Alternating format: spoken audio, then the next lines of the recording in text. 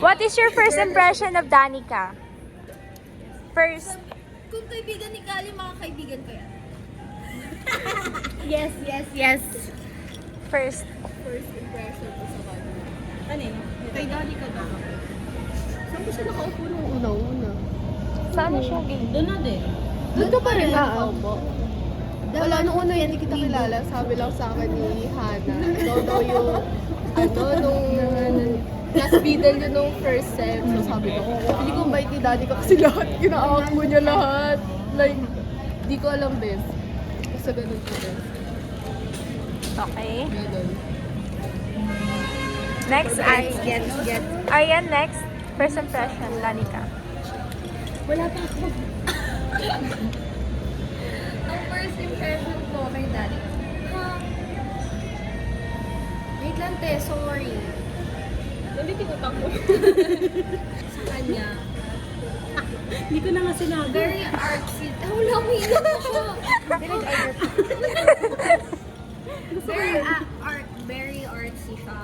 Very chill na person. Pero nga lang. Ay, drops. Pwede ba wag na first impression? Kasi parang gusto kong banggitin yung observation ko na Sige, yun na Sige, sige, Yun na sige. lang. Kasi parang malapit akong walang answer.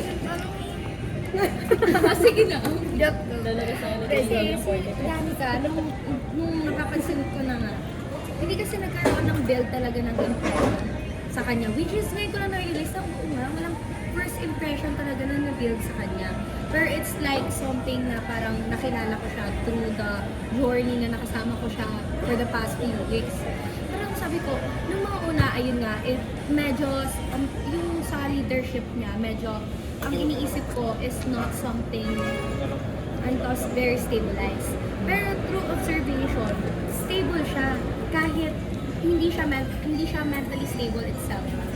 Na alam mo yon, yung empathetic niya, yung nako-contain niya as a good leadership, hindi lang sa kung paano niya na-interpret na paano siya magko-command, kung paano siya magbibigay ng something na ibibigay sa tao. Pero yung mismong emotion itself sa tao is parang nako-contain talaga na kaya niyang maging middle talaga. As in through pressure and all, Wait. nandun siya and ready siyang magpakalma. Yun yung pinaka natutuwa ko kay Danica kasi Hindi na siya eye drops. it's something to be idolized and normalized. Kasi syempre kaibang parang hindi siya something na meron ng isang tao. Kasi syempre tayo as a person parang iisipin natin and all, like we need to consider self first and then we need to calm down muna bago tayo mag-splook. Pero siya as a leader, dahil kailangan niyang mag-step up, nag-i-step up talaga siya. Kaya that's good. You're a good leader. Next. So please, huwag ka maging people pleaser much kasi madali kang maano talaga. Next. Yun pa yung isang first impression sa'yo. Ako na-appreciate ko si Danica nung nag-long message siya. Wait, I'm not sorry, nung nag-long message siya sa GC. Tapos na-feel ko yung pagod niya. Tapos na-drain siya. Tapos, gusto ko mag-rechat kasi umiyak. Ako rin. Yun na na-appreciate ko. Nahihiya pala dapat. Nahihiya pala dapat. Nag-reach out kasi ako nun eh. I-reach out pala kita this one. Okay, next. Sobrang ko na-appreciate. Ano? Camera please. Camera please. Tapos na. First impression ko. Okay, so, hello. Nakakainis. Kala mo naman first day. First impression talaga ako. Pero ngayon, physical wise, syempre, una impression, makikita mo naman physical, hindi mo pa nakasama. So, ang una ko nakikita papansin is good fashion. Medyo parang higay. Tinitignan ko yung mga gamit ko. Malinis yung colorful. Tapos nung nalaman ko yung side na may pagka-poetic pala. Yun. Ayun din. Sa Tapos poetic yung nagpo-post ka ng mga, Nag-journal ka tumatak dati? sa utak ko. Kasi din, nagulat ako. Gumagawa kami ng script. Tapos, kasi sa NSKP, ako yung nag-like manandal sa amin.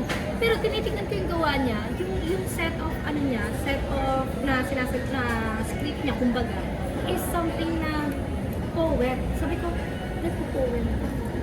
Doon ko na napansin na maano siya, mabuga, may data. O yun nga. So, doon ko lang na-confirm na aside dun sa nakikita kong outside appearance, is pagiging artistic niya in a way. So, Parang nagulat na lang ako siya. kinabahan ako. Siya pala yung nakita ko.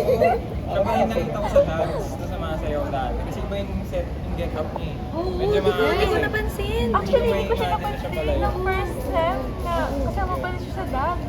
Nararamdaman mo. Naano ko rin na, yun kapag execution pa lang siya sa klase. Hindi ko alam Ang ano nyo kayo namimili ng ano nyo, ng Next, Chel. Tapos kayo baba. Impression ko na lang ngayon. Ngayon lang. Ngayon. Oo. Sige. Kasi siya, nung una kasi wala talaga. Ngayong nakilala ko lang. Kasi nga, emotional siya ng tao. Tapos, lagi nag-sorry, nag-overthink masyado. Yate. Uy, hindi oh, hindi oh. Hindi oh. Hindi oh, hindi kayo, hindi. Based kasi dun sa mga sa tula niya, may laman talaga eh. May Wala, laman. hindi mo naman magagawa yun kung walang May buga. May bigot ba yan? May gita. Yan ah. Hindi naman tayo magpala. Sinundan yung kap. Hindi. First impression sa GC. Yan. Iba yung way of leadership niya.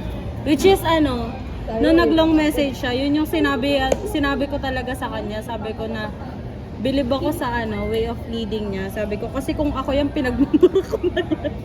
Sabi ko sa kanya, sabi ko, amazed na amazed ako sa pagkocontrol niya ng emotions niya. Yun din. Tapos nung nasa LRT ako kanina, yung dun sa story mo, sabi ko, aware ako na poetic siya. Nakikita ko na sa some niya, shared post, ganon. Yung mga personal interest niya, ganon. Tapos, aware din ako na, siya, yung emotional, kasi yung mga notes niya din. Tayo nandun ka lang kasi, di ba, ito si Eros, ito ka. Dito ko, di ba, Eros, ikaw na. Sabi ko, okay. Pero nung time na yun nga, nung nag-long message siya, dama yung pagod. Right. Not in a Kaya nga sabi ko parang kaya nung time na alam ko wala siyang kain nun, tapos ang tahimik niya na, yun yung tumahimik na din talaga. So, first time nag-shut the fuck up. Kasi sabi ko baka mamaya masundo ko yung pika niya. Kaya tumahimik talaga, tapos nag-sorry din ako sa behavior ko after that. Tapos ayun, yung leading niya talagang bet ko. Pero yun din, kagaya kay Angel na na emotional, gano'n. Tapos sabi din ni Arya na huwag kang maging people pleaser. Wag mo, kung ano lang yung gusto mong sabihin, ano yung gusto mong gawin mo lang. Kasi, ikaw naman lahat yan eh. Kumbaga kung may consequences, ikaw magsasuffer, di naman sila. So, why not? Ba't mo sila papakinggan? Muna te. Go, di ba? Muna te. Bigay mo na yan. May siya. Tapos, yun sa long message mo, nasad lang ako kasi naisip mo na parang, baka yung way mo paano kami i-lead kami na, parang sa sarili mo sinisisi mo na baka hindi kami nagugustuhan sa way mo mag-lead. Pero nasad ako kasi feeling ko, ewan ko, ano ba? Leader talaga. Hanapin natin. Hindi kasi, parang nasad ako, parang sa'yo mo sinisisi. Wala naman ako nakitang problema sa'yo. Ano lang kami, baliw lang kami na Yun lang, nasad lang na nag-isip mo. Pero